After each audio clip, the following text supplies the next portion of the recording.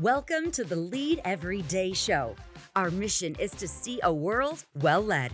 And our strategy to get there? To empower leaders like you to lead every day. So let's get to work. Welcome to the Lead Every Day show. I'm Randy Gravitt. And I'm Mark Miller. And we're beginning to wind down season 3. We've been answering questions these last few weeks, really, to help leaders become better at what they're doing. I mean, it doesn't matter what their endeavor. We got leaders from all walks of life been listening, and they've been submitting questions. We've loved these questions. And I know as we go into a couple more days here this week, I got a lot of stuff on my schedule to do this week. And this question is relevant to that because some leader out there asks us, what do you do to improve your time management? I think that's a great question. Everywhere I go, people are always asking, how do you manage your time so well? What is it that you do? And I'm not sure the answer is I do it well. I think I've been working on You're this. on the journey. I've been doing this. I've been working on this for 30 plus years and how to maximize time. I love this question that people keep asking because it means they're trying to do better. They're trying to be more efficient and do that. And I would say, let's start with something that you taught me years ago. I think you got this maybe from Peter Drucker. You mentioned Peter Drucker. I'll throw him in here. But the idea of auditing your time, I think it starts maybe with what's on your schedule right now, what has been on your schedule. And before we start trying to maximize all that, let's go back to even some of the things we've talked about. What do we need to stop doing? What are we doing we shouldn't be doing? All that kind of stuff. That time audit. And I think, Mark, you've done this multiple times with every few months. You try to do it, right? I used to do it.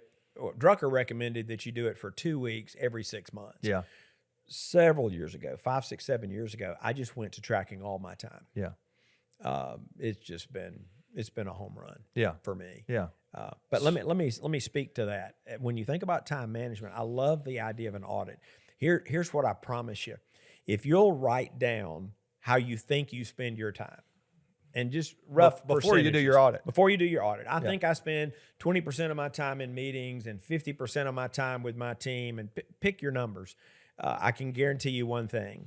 You'll be wrong. You'll be shocked. You'll be shocked. You might be shocked. You'll be shocked. And so the concept is as simple as it sounds. Actually track your time, whether you do it for a week or 2 weeks or a month or the rest of your life, and then compare it to what you thought. And again, I think you'll have an opportunity for some adjustments. But I even want to raise another question because I was having this conversation with a leader, and he began tracking his time, and I said, "What adjustments have you made?" And he said, "Well, help me. What do you mean?" And I said, "Well, you're not tracking your time to track your time." Right. And I realized I'd left an important part of this conversation out. I said, you need to decide strategically, how do you want to invest your time? How much time do you want to spend working on culture was one of his hot buttons. How much time do you want to spend with your team? How much time do you want to spend in learning and development mode? And whatever your buckets are, I said, and then you do the audit and you ultimately are trying to align your reality with your intentions. There are so many people that if you ask them, so many leaders, how do you want to invest your time next month? Yeah. Or over the next year?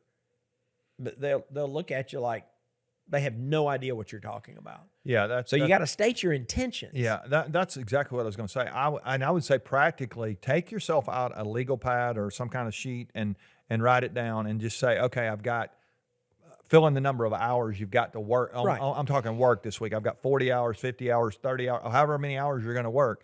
Put it down, and then I would say bucket those percentages. And I need to be spending this percentage on culture. Like go back to your this percentage on growth and development. This percentage with customers. This percentage in business development. And get those buckets. And then you've got to transfer that. To me, you got to transfer that at some point onto your calendar. Like what's going to happen on Thursday? What's going to happen on Monday? Where's all this stuff going to fit? And to me, it's been so powerful to have a calendar. The calendar always just tells me where to go and what to show up for. But if I don't have that and I'm just, I'm moving stuff around constantly and I'm not being real thoughtful about it. Not being strategic. You're being sporadic. I'm being sporadic, exactly. It goes back to that, having that list at the beginning of what are my stated intentions that I want. And yes, there'll be some adjustments. I can audible at places, but that'll be the exception versus the rule. And I think so many leaders are just haphazard with their calendar, haphazard with the way they think about their time. And then they get to the end of the month and they're frustrated because they don't feel like they have enough time to do. Yeah. They have enough time. It's just you don't say yes to something because you've got an hour available. Exactly. That's the worst reason to say yes to something. Yeah. Is it strategic? Yeah. And see, the best leaders have embraced this idea that their time is their currency. Yeah. You think it's the budget? Yeah, the budget's a factor. Your time is money. Your time is your primary currency as a leader. Yeah. Where are you investing it? Are you stewarding it well? Are you stewarding it strategically? Yeah, that's good. It's huge. That's good. But we probably need to share a couple more tactics. You got a couple more? Go for it. One is, as much as you can chunk your time, it'll help minimize switching cost.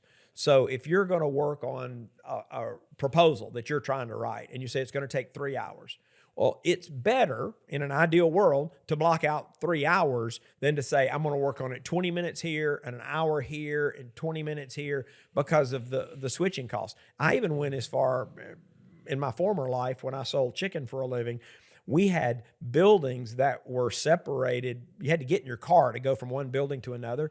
And I actually began to try and cluster my meetings to eliminate what could be a 20-minute switching cost driving from building to building. When I was not intentional, I found myself spending an hour a day driving between meetings on our campus. Yeah. Now, I couldn't eliminate that because I don't control when all the meetings are. Yeah. But if I see a couple of meetings starting to happen in that building, then I would schedule my next meeting in that building. And so, again, try to minimize switching costs. Well, I'll build on that a little bit. And my wife and I have been talking about this actually lately. We're calling it task stacking. I mean, it's like if I've got meetings, let's say, and I put 3 meetings on Monday, if I'm doing proposals, let's say I need to do 2 proposals, I'm going to do one in the morning. Why not just go ahead and do one while I'm in proposal mode? And then now I don't have to wreck another day with some. So I like being able, I like you're in the building where the more you can do some of that stuff just to think and it minimizes switching costs. I was talking to my wife yesterday. I've identified 4 people I need to meet with.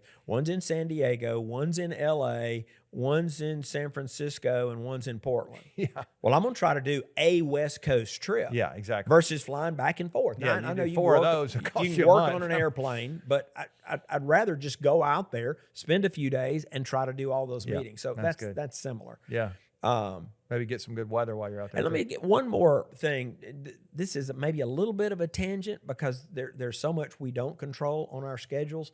But if you can find a way to minimize distractions.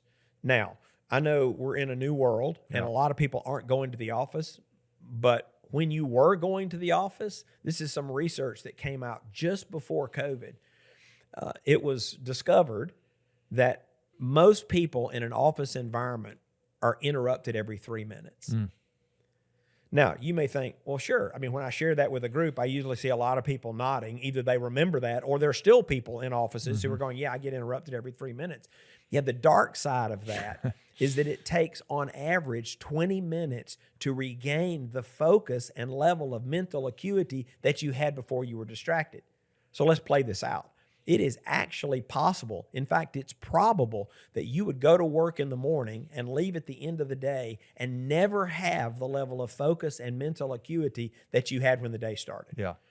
So if you can work, So you get no deep work done at all. no deep work. Yeah. Talk about switching costs. That's crazy. Yeah. So whether you're in an office environment or not, try to minimize those distractions. And I think you'll see not only is your time management improved, but the output of your work will be better. Yeah, that's great. We want to land it today. I want to thank you for taking some of your precious time and spending here listening to this. I hope you'll get one idea out of today, one adjustment you can make in your schedule, in the way you manage your time that'll make it more effective, more efficient for you in the coming week. Really, we're trying to be effective here. We're trying to help leaders get better. And I think if you'll take some of these things we've talked about and you'll make some adjustments, you might just find yourself with more time than you've had in a long time, which will be a really great thing. Hope you'll come back tomorrow. We've got a couple more days of these questions. We'll finish them out this week. Remember, the best leaders lead every day.